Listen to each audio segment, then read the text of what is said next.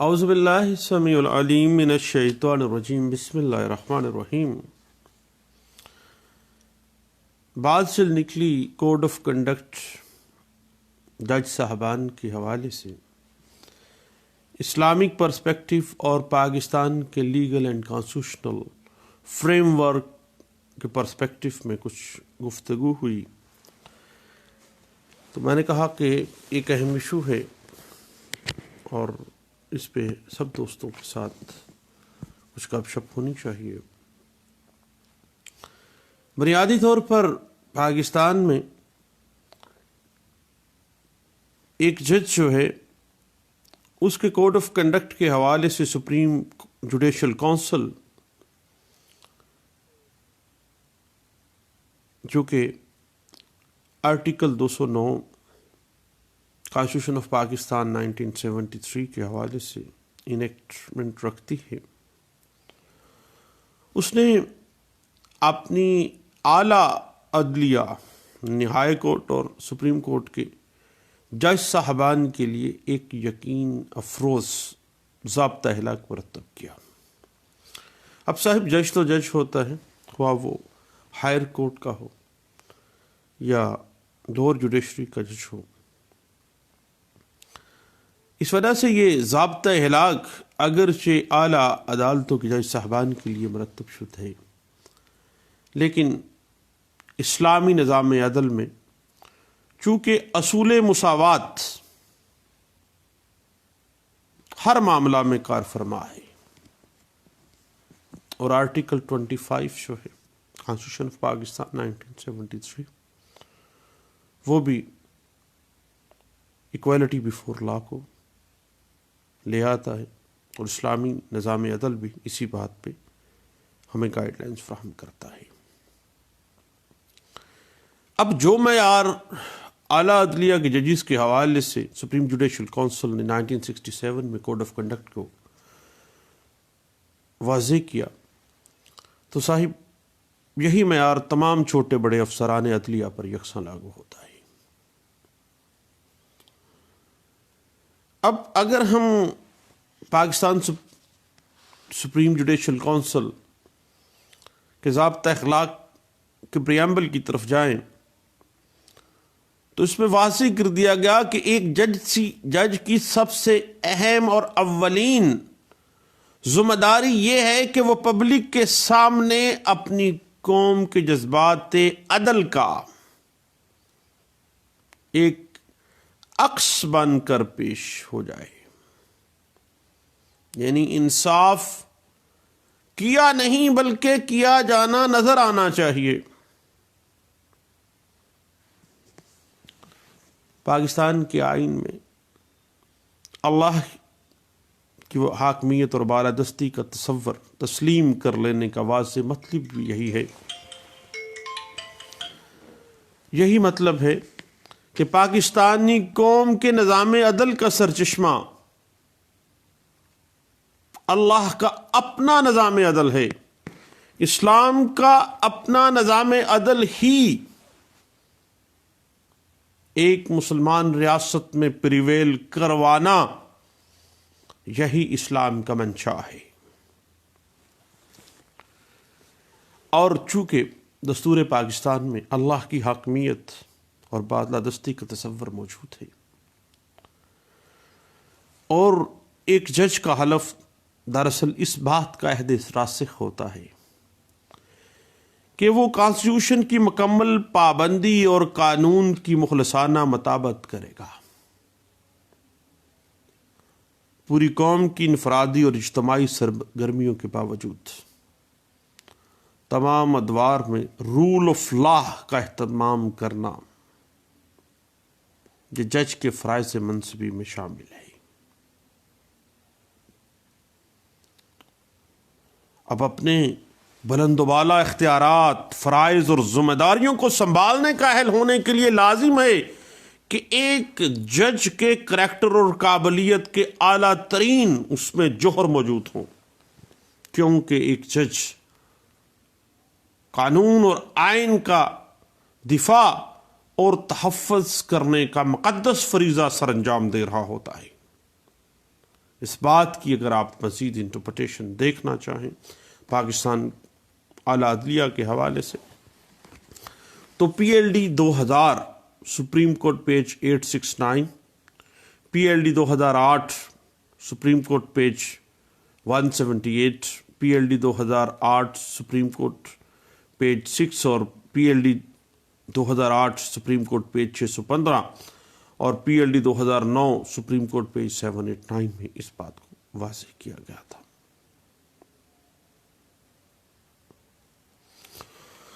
اس کے بعد صاحب پاکستان کی سپریم جوڈیشل کونسل نے 1967 میں جو کوڈ آف کنڈکٹ دیا، اس کے آرٹیکل 1 میں واضح کر دیا گیا کہ زمین و آسمان کا باہمی توازن میزان عدل اور مساوات پر قائم ہے، اس لیے جج کا یہ فرض ہے کہ وہ تمام معاملات میں اصول مساوات کو مستحکم کرے، قانون اور آئین کی بالادستی کے لیے ایکویلٹی بیفور لا، قانون کی نظر میں سب برابر ہیں، اس کو واضح کر دے۔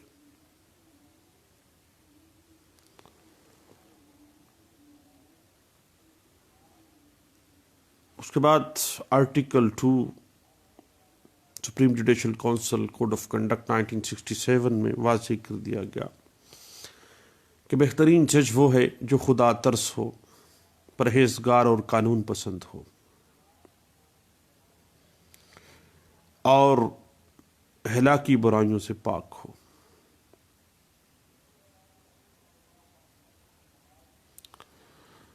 اپنے اختیار عدل کی ایڈمنسٹریشن کرتے ہوئے وہ ایک بہادر انسان ثابت ہو، کمزور نہ ہو، قول و فعل میں تضاد نہیں ہونا چاہیے، اور بطور جج اس کے سامنے پیش ہونے والے جو معاملات سکون اور غیر جانبداری کے ساتھ صحیح فیصلہ کر سکے۔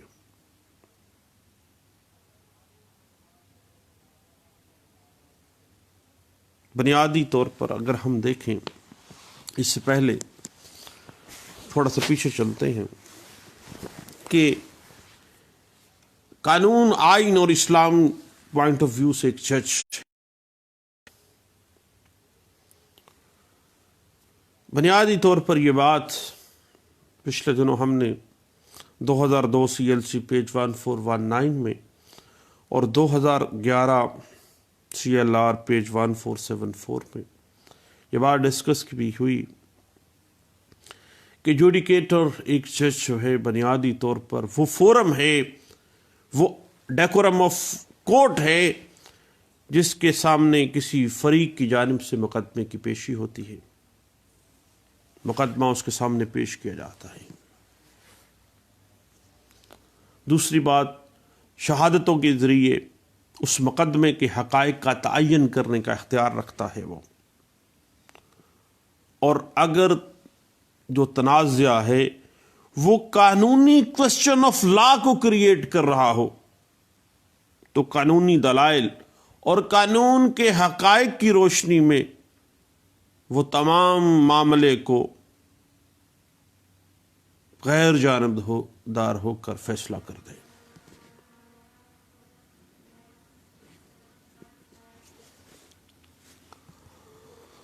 اس کے بعد آرٹیکل 3 آ جاتا ہے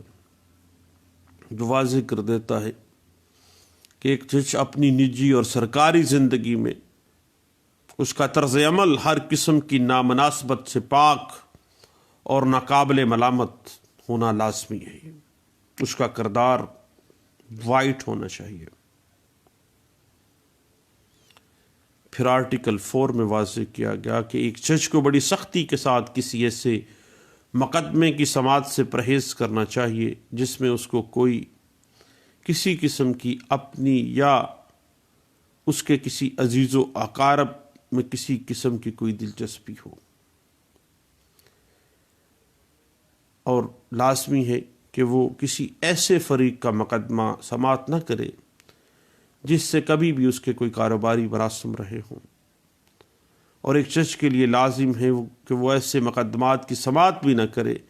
جس میں کسی ایک فریق یا اس کے وکیل کے ساتھ اس کے تعلقات دوسرے فریق یا اس کے وکیل کے ساتھ قریبی تعلقات ہوں، یا جب اس کے تعلقات دونوں فریقین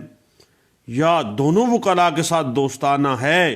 تو article 4 supreme judicial council code of conduct 1967 کہتا ہے کہ وہ فیصلہ کے لیے سماعت نہ کرے اس کی۔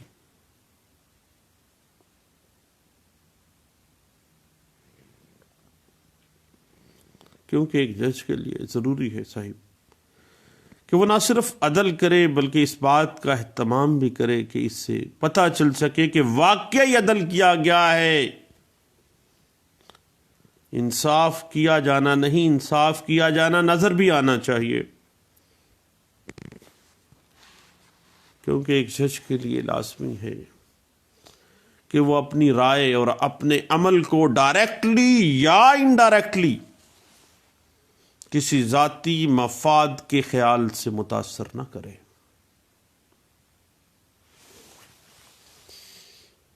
اس کے بعد آرٹیکل 5 آ جاتا ہے جو واضح کر دیتا ہے کہ ایک جج اپنی سرکاری پوزیشن کو کسی فوری یا آئندہ ناجائز مفاد اٹھانے کے لیے استعمال اگر کرتا ہے تو یہ بہت بڑا عیب ہے اس کا۔ اور ایک جج کے لیے ضروری ہے کہ وہ کسی ادارے یا کسی شخص کا زیر بار احسان یا قرضدار نہ ہو، تاکہ اس کو اپنے فرائض کی ادائیگی میں پریشانی کا سامنا نہ کرنا پڑ جائے۔ پھر آرٹیکل 6 میں واضح کیا گیا کہ ایک جج کے لیے ایسے فرائض اور ذمہ داریوں سے کنارہ کش رہنا چاہیے جو کہ غیر عدالتی نوعیت کی ہیں۔ کبھی بھی کسی انتخابی عہدہ کے لیے امیدوار نہ بنے، خواہ یہ عہدہ کسی ادبی یا سماجی فورم کا ہی کیوں نہ ہو، کسی کلب کا ہی کیوں نہ میں امیدوار بننے کی وہ کوشش کر رہا ہو، تو یہ مس کنڈکٹ کے زمرے میں آئے گا اور supreme judicial council 1967 code of conduct کی صریحاً خلاف ورزی ہے۔ اس کے بعد آرٹیکل 7 میں واضح کیا گیا تھا کہ ایک جج گفٹس صرف اور صرف اپنے قریبی رشتہ داروں یا گہرے دوستوں سے وصول کر سکتا ہے، مگر وہ بھی اتنے معمولی نوعیت کے تحائف ہونے چاہیے جن کو لینے دینے کا رواج ہو، اور ہر وہ چیز جو سرکاری منصب سے کسی قسم کا مفاد اٹھانے کے لیے پیش کی جائے، اس کا فرض ہے، اس کی ڈیوٹی ہے کہ وہ ہر حالت میں اس کو وہ گفٹ مسترد کر دینا چاہیے۔ دعوتوں میں شرکت کرتے ہوئے اس بات کی احتیاط ایک جج کے لیے لازمی قرار پائی کہ دعوت دینے والے کا مقصد کسی نہ کسی شکل میں جج کی غیر جانبدارانہ شخصیت کو ملوث نہ کر سکتا ہو، اور ہم تو وہاں بیٹھ کے دونوں سائڈز کے وکیلوں کے ساتھ پینگے چڑھا رہا ہوتا ہے اور شام کو اکٹھے ہوتے ہیں۔ اس کے بعد البتہ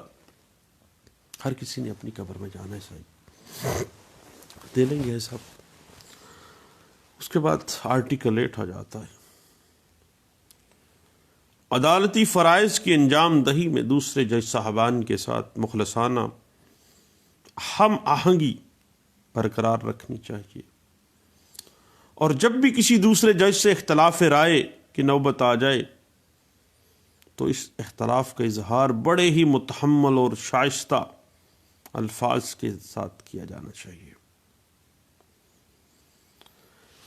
صاحب بات ذہن میں رکھیے گا، ہم سب مسلمان ہیں اور اسلامی ریاست میں مسلمان ہیں، اور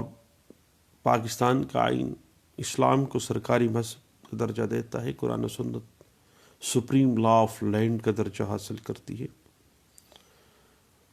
اسلام کا نظام عدل فی الحقیقت عدل خداوندی کا ایک نمونہ ہونا چاہیے، اور اس لیے کسی پاکستانی جج کے متعلق یہ تصور بھی ناقابل برداشت نہیں ہے کہ اس جج کے کریکٹر میں کوئی نقص یا اس کی قابلیت میں کوئی خامی ہو سکتی ہو، کیونکہ اللہ کا نائب ہے اور عدل خداوندی کا ایک نمونہ پیش کرنے کے لیے، نظام عدل کو چلانے کے لیے اس کو بٹھایا گیا ہے۔ اس کے بعد صاحب اسی بات پہ اگر آپ مزید کچھ دیکھنا چاہتے ہیں تو PLD 1980 Lahore high court page 15 ہے، اور 2009 MLD پیج 1246 میں اس بات کو ڈسکس کیا گیا تھا۔ اب بات آگے چلتی ہے صاحب کہ اسلامی ریاست میں عدل و انصاف کرنے کے لیے مرکزی کردار ایک قاضی کا، جوڈیکیٹر کا، ایک جج کا ہوتا ہے، اور قاضی ایک اسلامی عدالت کا سربراہ ہونے کی حیثیت سے شہریوں کے حقوق کا محافظ ہوتا ہے، اور وہ معاملات کا فیصلہ کرنے میں شریعت کی جانب سے حکم کی حیثیت رکھتا ہے۔ پہلا فرض یہ ہوتا ہے کہ لوگوں کی جو آپس میں مس انڈرسٹینڈنگ ہے، جو آپس میں جھگڑا ہے، اس کو سمجھے اور پھر اس کا شریعت کے مطابق فیصلہ کر دے، اور عدل و انصاف، دیانتداری اور ایمانداری کے تقاضوں کو ہر وقت مد نظر رکھے۔ اب اسلامی ریاست میں قاضی کی صفات اور اخلیت میں یہ بات مینڈیٹری ہے کہ وہ نیک، پرہیزگار، صوم و صلات کا پابند اور دینی علوم کا ماہر ہو، کیونکہ منصب قضا کا، ایک جج کے منصب کا یہ تقاضا ہے کہ جب کوئی شخص قاضی یا منصف مقرر ہو جائے تو پھر اللہ کا خوف اس کے کنڈکٹ سے عیا ہونا چاہیے، اور اللہ کے خوف اور اس کے اپنے علم و ضمیر کے سوا کوئی چیز اس کو دبا نہ سکے۔ اللہ کے رسول صلی اللہ علیہ وآلہ وسلم نے فرمایا کہ قاضی 3 قسم کے ہیں، 2 دوزخی اور 1 جنتی۔ یہ سنن ابی ماجہ کی حدیث ہے۔ ایک وہ قاضی جس نے حق کو جانا اور پھر اس کے مطابق فیصلہ کیا، وہ جنتی ہے، حق کو جان کے حق کے مطابق فیصلہ کر دیتا ہے۔ ایک وہ جس نے جہالت کے باوجود اسی پر لوگوں کے فیصلے کرتا گیا، وہ دوزخی ہے۔ اور ایک وہ جس نے فیصلہ کرتے وقت یا فیصلہ کرنے کے حوالے سے کسی قسم کا کوئی جانبداری یا ظلم و ستم کا سے کام لیا، اللہ کے نبی کہتے ہیں کہ وہ بھی دوزخی ہے۔ اور سنن ابی ماجہ میں یہ حدیث مبارکہ جو ہے وہ کوٹ کی گئی تھی۔ منصب قضا پر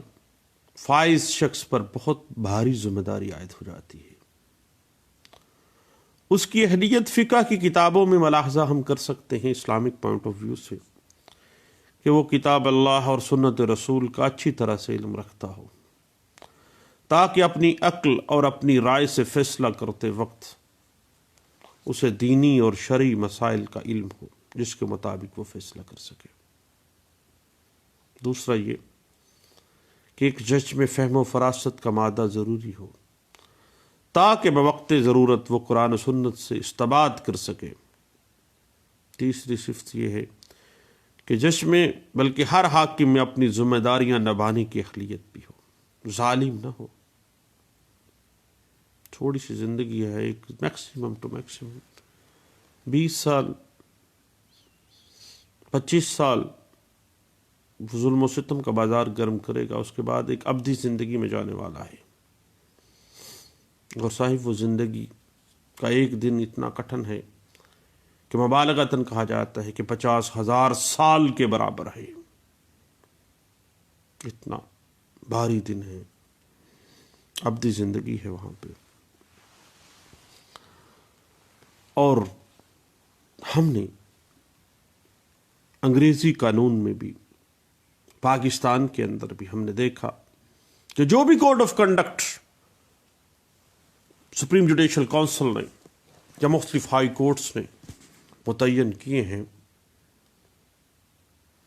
ان میں ایک جج کو واضح کر دیا گیا کہ ملکی قانون کا اس کو اچھی طرح سے علم ہونا چاہیے، اور قانون کے خلاف فیصلہ دینے کے بعد یہ جواز کافی نہیں ہے کہ بوقت فیصلہ وکیل صاحب نے جج کو اس قانون سے مطلع نہیں کیا تھا، بلکہ جج کو بذات خود ملک کے ہر قانون کا علم ہونا چاہیے، اور تمام ملکی قانون سپریم کورٹ آف پاکستان کہتی ہے کہ جج کی آستین میں لکھے ہوئے ہونے چاہیے، اس کو رسائی ہونی چاہیے اس تک. اور سپریم کورٹ آف پاکستان نے 2007 CMR پیج 80 میں یہ واضح کر دیا تھا کہ قانون کے مطابق فیصلہ کرنے کے لیے قانون سے آگاہی ایک جج کی ذمہ داری ہے، اور فیکٹس آف دا کیس سے آگاہی ایک وکیل کی ذمہ داری میں ہے. اب صاحب بات تھوڑی سی تلخ کی طرف چلی جاتی ہے. منصب قضا قبول نہ کرنے پر امام ابو حنیفہ رحمۃ اللہ علیہ نے کوڑے کھائے نہ تو گوارا کر لیا تھا، مگر یہ کتنا بھاری منصب ہے کہ اس کو قبول نہیں کیا تھا، کیونکہ یہ ایک بہت بڑی ذمہ داری تھی کہ وقت کا فقہ امام ابو حنیفہ رحمۃ اللہ علیہ جیسا عظیم الشان آدمی بھی اس منصب کی ذمہ داری اٹھانے سے انکار کرتے ہوئے انہوں نے کوڑے بھی کھائے، قید و بند کی صحبتیں بھی برداشت کی. لیکن آج ہم لوگ صرف تھوڑی سی زندگی کو فیسیلیٹیٹ کرنے کے لیے، اپنی دنیا کو بنانے کے لیے، اپنی آخرت کو خراب کرنے کے لیے، باغ کے جج بننے کے لیے بڑا کچھ کرتے ہیں. ہر جائز ناجائز طریقے سے چاہتے ہیں کہ یار کسی نہ کسی طرح سے کسی ٹریبیونل کا کوئی جج ہی لگ جاؤں، کہیں تک منصب قضا تک تو پڑ جاؤں، بڑا ٹوٹ ٹپا ہوگا بھائی، فیسیلیٹیز ملیں گی، پیسہ ملے گا. دیکھیں صاحب رازق تو اوپر بیٹھا ہے، وہاں سے رزق دے دیتا ہے، آپ سوچ بھی نہیں سکتے ہیں. انسان کی عقل وہاں پہ نہیں جاتی ہے. اور عارضی چمک کو دیکھ کر ہم یہ چیز بھول جاتے ہیں کہ ہمارے نبی صلی اللہ علیہ وسلم نے فرمایا کہ جو شخص لوگوں میں جج بنا دیا گیا، گویا وہ شخص بغیر چھری کے، بغیر چاقو کے اس کو ذبح کر دیا گیا. اور سنن ابی داؤد میں اس روایت کو، اللہ کے نبی صلی اللہ علیہ وسلم کی اس روایت کو بیان کیا گیا تھا.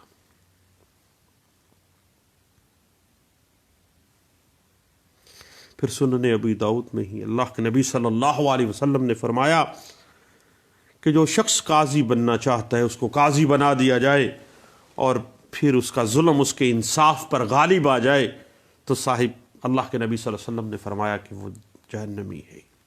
اور سنن ابو داؤد میں اس حدیث مبارکہ کو روایت کیا گیا تھا. پھر ایک اور حدیث بھی ذہن میں آتی ہے کہ اللہ کے نبی صلی اللہ علیہ وسلم نے فرمایا کہ جو شخص منصب قضا کی خواہش کرے گا، جج بننا چاہے گا اور اس مقصد کے لیے لوگوں سے مدد چاہے گا، تو وہ اس کے حوالے کر دیا جائے گا، یعنی اللہ اس کی مدد نہیں کرے گا، اور جو شخص اس کے لیے نہ درخواست کرے گا اور نہ ہی لوگوں سے سفارش کرائے تو اللہ اس شخص کے اوپر ایک فرشتہ مقرر کر دے گا جو اس شخص کے معاملات کو درست کر دے گا، کیونکہ وہ جج بننے کی خواہش تو نہیں رکھتا تھا، لیکن اس کو اپنے منہ سے اس نے کسی کو نہ کہا، نہ اس نے کوئی خواہش ظاہر کی، لیکن بامر مجبوری اس نے قبول تو کر لیا۔ اب جب اس کے سامنے منصب قضا آیا، اپنی لائف کا بڑا کٹھن فیصلہ اس نے اللہ کی رضا کے لیے اگر ایکسیپٹ کر لیا تو اللہ اس کے معاملات کو درست کر دے گا۔ اور لیکن اللہ کے نبی صلی اللہ علیہ وسلم نے ایک وعید فرمائی کہ ہم اس شخص کو قطعی صورت جج مقرر نہیں کر سکے، نہ کریں گے جو منصب قضا کی خواہش رکھے گا۔ اس بات کو سنن ابی داؤد میں روایت کیا گیا تھا، کیونکہ اللہ کے نبی صلی اللہ علیہ وسلم کا اصول یہ تھا کہ اگر کوئی شخص کسی عہدے کے لیے اپنے آپ کو پیش کرتا تھا تو اللہ کے نبی اس عہدے کے لیے اس شخص کو مقرر نہیں کیا کرتے تھے، صرف اس شخص کو مقرر کرتے تھے جن کو خوف خدا ہوتا تھا اور آخرت میں مواخذے پر، اکاؤنٹیبلٹی پر یقین رکھتے تھے، اور جانتے ہیں وہ لوگ کہ اللہ کے حضور کھڑے ہو کر جواب دینا ہے۔ اب جو شخص یہ چیز سوچے گا کہ کچھ عرصے کے بعد ایک بہانہ ہی بنے گا، چلے جائیں گے ہم لوگ، اور ایک نارمل انسان میکسیمم ٹو میکسیمم 20,000 دن تک نارمل فل بلوم زندگی بسر کر سکتا، اس کے بعد تو پھر آہستہ آہستہ ہڈیاں اور گوشت اپنا ساتھ چھوڑنا شروع ہو جاتا ہے۔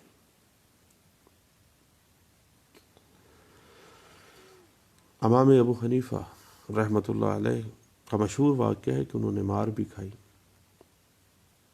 منصور جو حاکم وقت تھا اس نے قید بھی کیا، لیکن انہوں نے قاضی کا عہدہ قبول نہیں کیا، کیونکہ قاضی کو ہر معاملے میں اللہ کے ہاں سخت محاسبے کا سامنا کرنا پڑتا ہے۔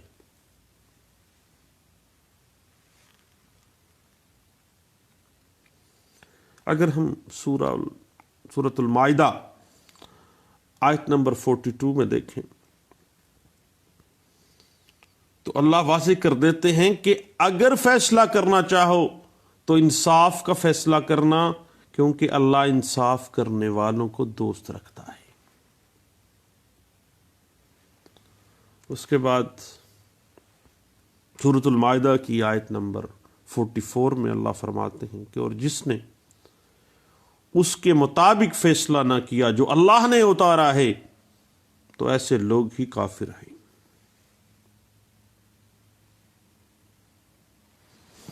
اس کے بعد عبداللہ بن اوزی بیان کرتے ہیں کہ رسول اللہ صلی اللہ علیہ وسلم نے فرمایا،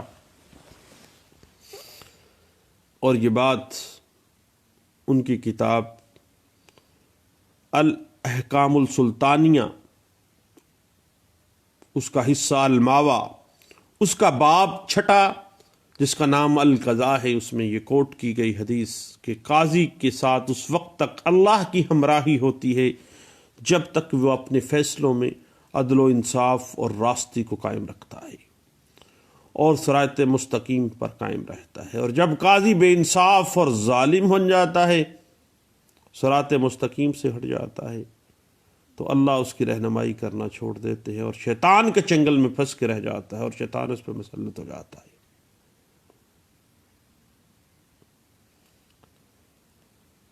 پھر عبداللہ بن اوزی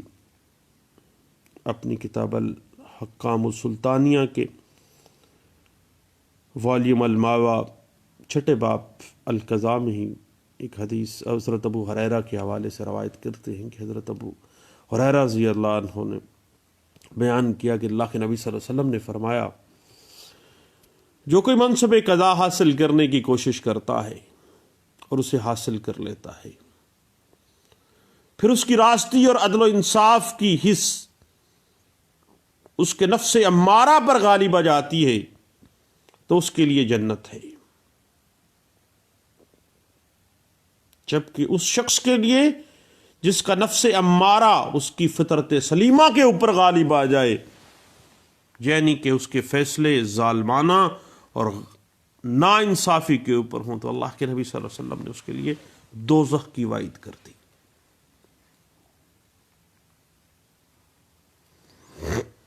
اس کے بعد ابن ماجہ میں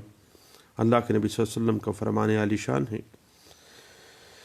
کہ جب حاکم فیصلہ کرتے وقت خوب اجتہاد کرے، حق سمجھ لے، تو اس کو 2 اجر ملیں گے، ایک فیصلہ کرتے وقت اجتہاد کرنے کا، اور اگر اس سے غلطی ہو جائے تو اس کو ایک نیکی بھی ملے گی، اس نے پوری کوشش کی۔ قاضی کے لیے لازمی ہے کہ وہ اجتہاد کی قابلیت، صلاحیت رکھتا ہو۔ اسی لیے اللہ کے نبی صلی اللہ علیہ وسلم نے اجتہاد کو فضیلت دی۔ اب اجتہاد کے حوالے سے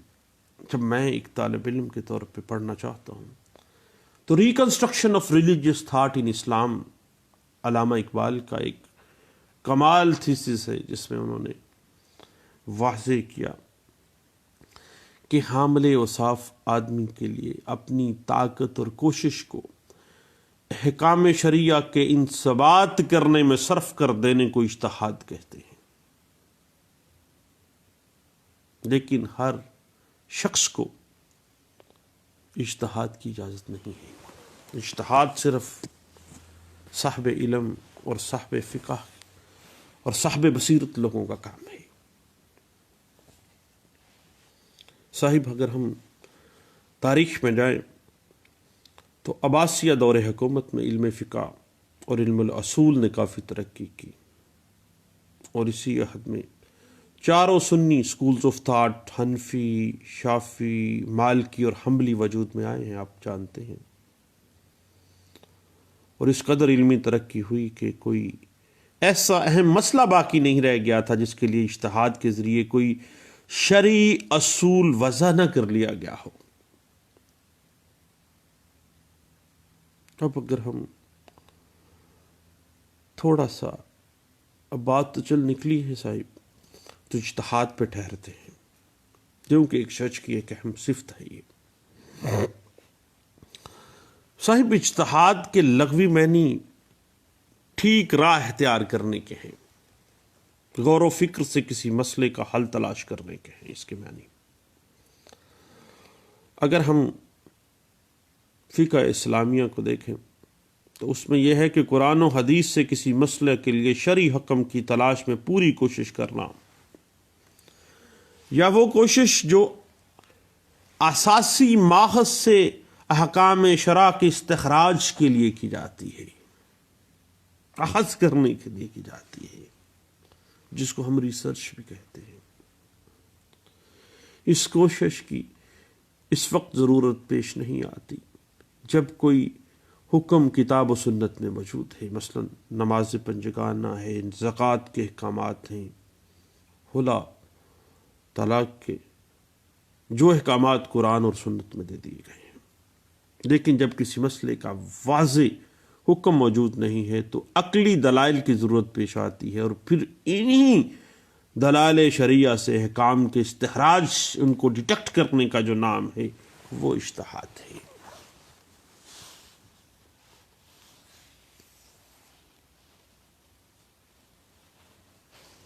اور پچھلے دنوں اسلامک یونیورسٹی اسلام آباد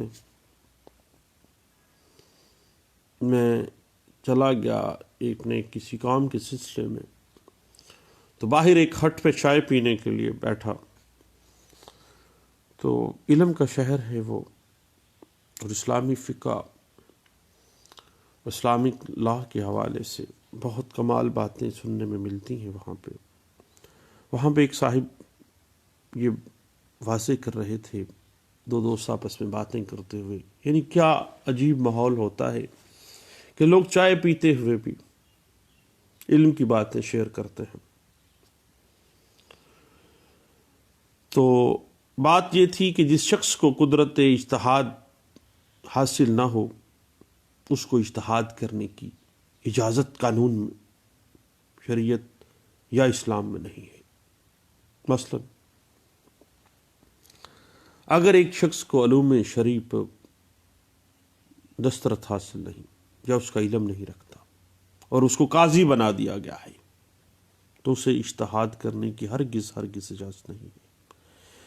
کیونکہ علوم شرعیہ سے ناواقفیت کی بنا پر غلط اور شریعت کے خلاف بھی وہ فیصلہ کر سکتا ہے۔ دوسری طرف یہ خوشخبری بھی ہے کہ اگر اہل علم قاضی اجتہاد کرے اور کوئی غلط فیصلہ بھی کر بیٹھے گا تو اسے ایک نیکی یعنی اس کا اجر بھی ملے گا، اس نے کوشش تو کی ہے۔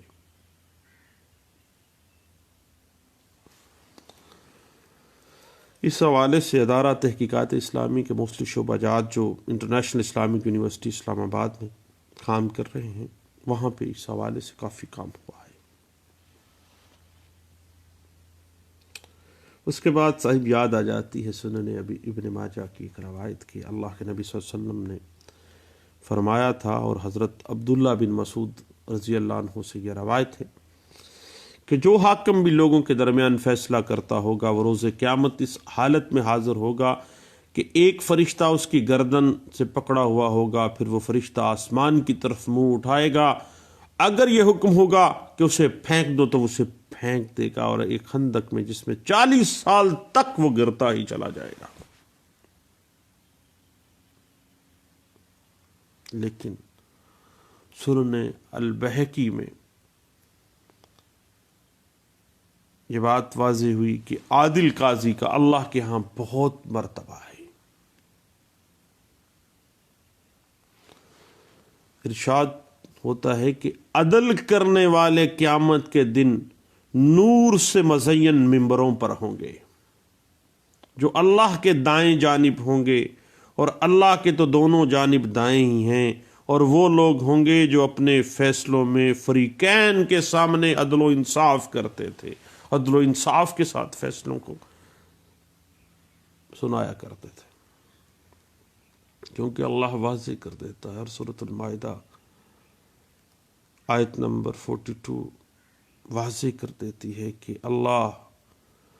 فرماتے ہیں کہ اگر فیصلہ کرنا چاہو تو انصاف کا فیصلہ کرنا، کیونکہ اللہ انصاف کرنے والوں کو دوست رکھتا ہے۔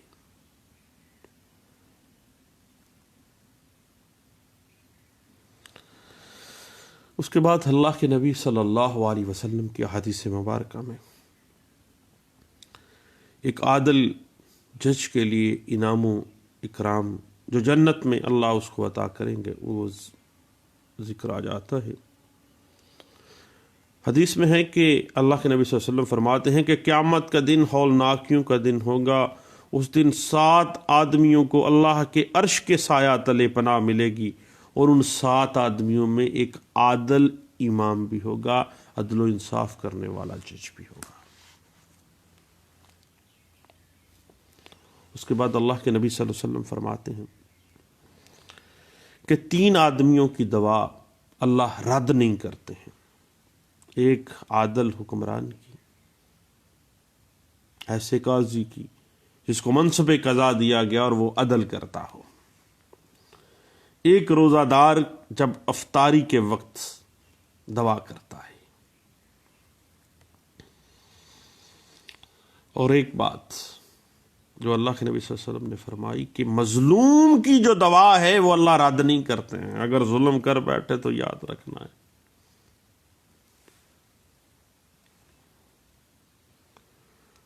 اما عائشہ صدیقہ رضی اللہ عنہا فرماتی ہیں کہ اللہ کے نبی صلی اللہ علیہ وسلم نے فرمایا کہ عادل قاضی پر بھی قیامت کے روز ایسا وقت آئے گا کہ وہ اس کی شدت حساب سے تمنا کرے گا کہ کاش وہ 2 آدمیوں کے درمیان ایک کھجور کا بھی فیصلہ نہ کرتا، شدت احتساب اس قدر ہونا ہے، یعنی وہ تمنا کرے گا، ہے وہ عادل حکمران، عادل جج تھا، عادل منصب القضاء نبھانے والا شخص تھا، لیکن شدت احتساب اس پیک پہ چلا جائے گا قیامت کے روز کہ وہ تمنا کرے گا کاش اس نے دو آدمیوں کے درمیان ایک کھجور کا فیصلہ بھی نہ کیا ہوتا۔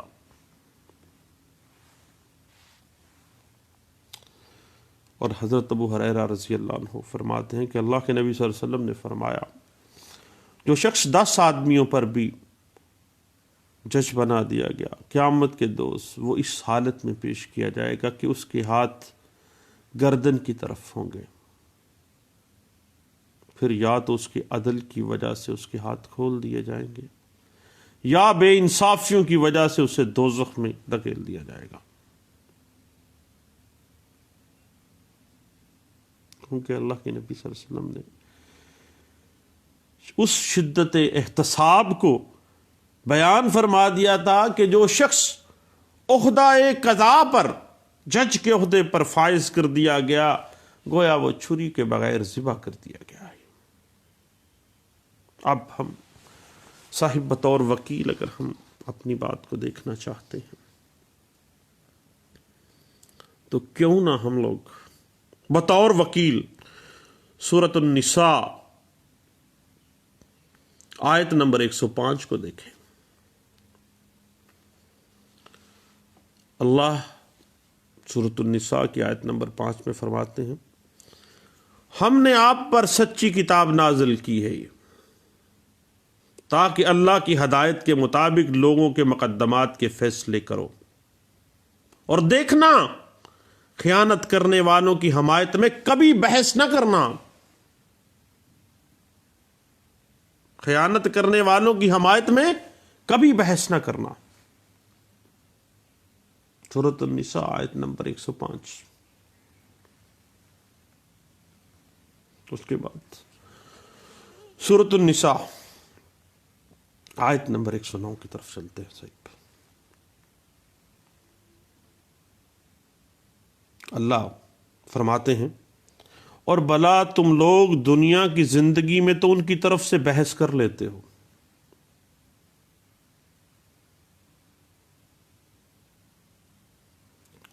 قیامت کو ان کی طرف سے اللہ کے ساتھ کون جھگڑے گا اور کون ان کا وکیل بن کے آئے گا؟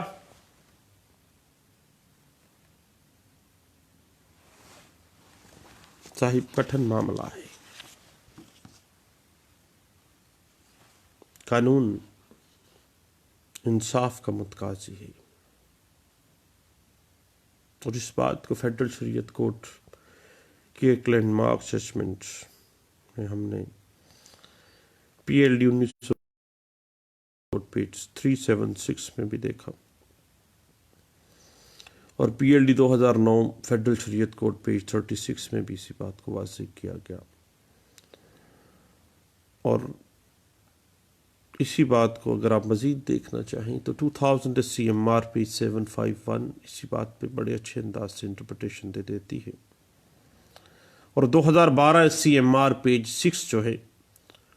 وہ اس بات کی بڑے اچھے انداز سے انٹرپریٹیشن ہمیں دیتی ہے۔ البتہ منصب قضا جو ہے، ایک جج کا عہدہ جو ہے یا ایک وکیل ہونا کسی پارٹی کی طرف سے، صاحب بھاری منصب ہے، احتیاط کیجیے گا،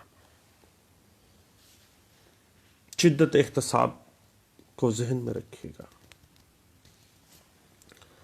اللہ آپ کا اور میرا حامی و ناصر ہو، دعاؤں میں مجھے یاد رکھیے گا۔ دوبارہ اگلی نشست میں انشاءاللہ کسی نئے ٹاپک کے ساتھ ہم ملیں گے۔ تھینک یو، اللہ حافظ۔